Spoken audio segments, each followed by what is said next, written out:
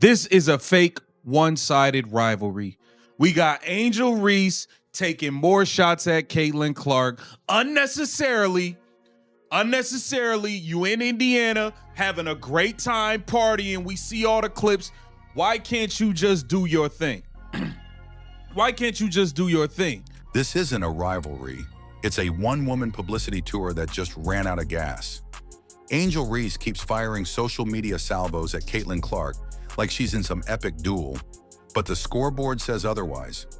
But can Sarah Spain and the media stop going out there and saying that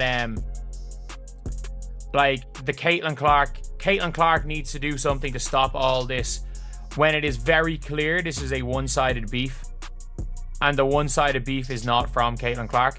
One player is rehabbing a groin in sweatpants, the other is shadowboxing in an empty arena that used to be sold out. Caitlin Clark gets hurt, and guess what? Your demand vanishes because people ain't going to pay up to see these athletes that are ungrateful that their sport's growing. People aren't paying up for that. And we are here, right here.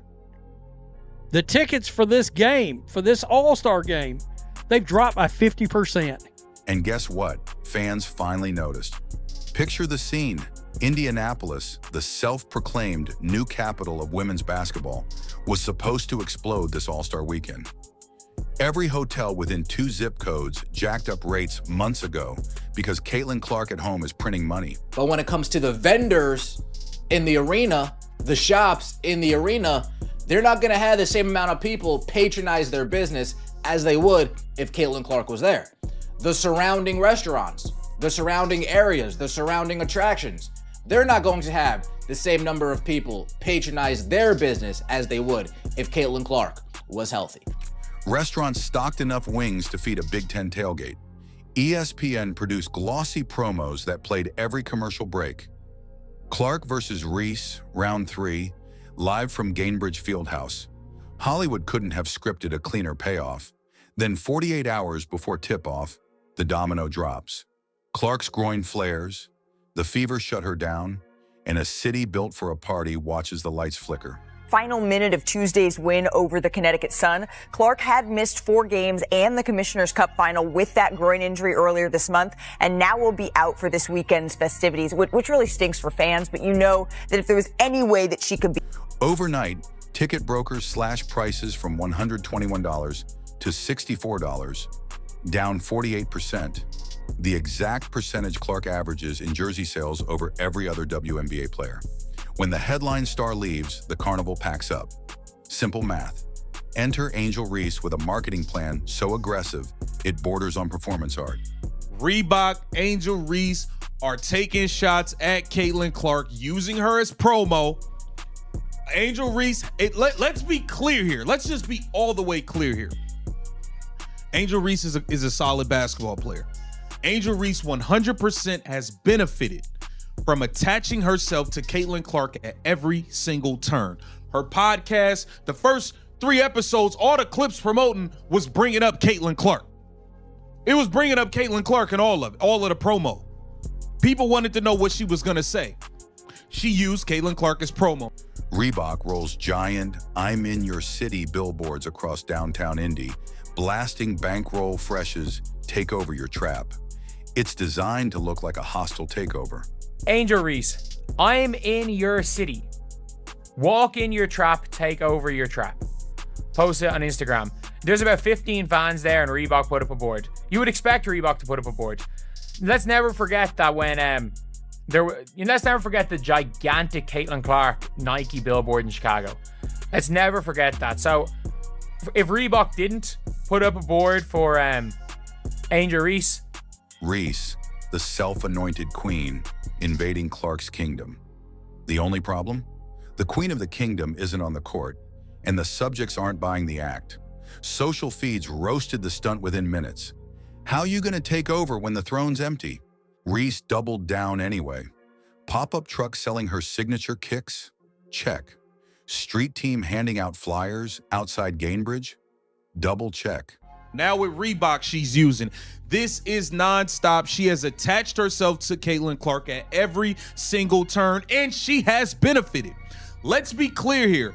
Yes, she does receive backlash. She does receive negativity, but she has benefited greatly. She has made millions of dollars off of attaching herself to Caitlin Clark and using her to make her brand bigger.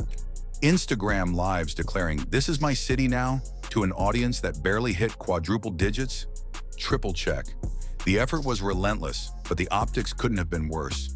It's like scheduling a victory parade before the playoffs start. You only remind people you haven't actually won anything. Meanwhile, local businesses were counting the bodies that never showed. One bar owner, a block from the arena, said he staffed for a Final Four level rush and got Tuesday night in February numbers instead. Merch vendors felt it too.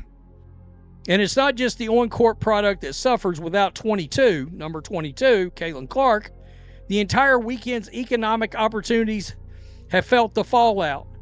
This was conveyed with a July 18th post from NBA Central that wrote, quote, "The get-in price for the WNBA All-Star Game in Indianapolis has dropped 48%. From $121 a ticket to $64 a ticket after the news broke that Caitlin Clark won't be playing." Without Clark's number, 22 jerseys flying off hangers, the register stayed quiet. The economic ripple proved what diehards already knew. Caitlin Clark is the growth engine. You can't replace a V8 with an Instagram post. So where does Reese fit? She's a solid physical forward who has milked a single NCAA title highlight. Hand wave, ring finger, for every ounce of clout. Smart move, honestly. Drama sells. But drama works only when the other character plays along and Clark never engages. She drops 31-12 on Chicago and thanks the crowd. Reese tweets a cryptic, "We outside." One looks like an MVP candidate, the other looks like she's rehearsing WWE promos.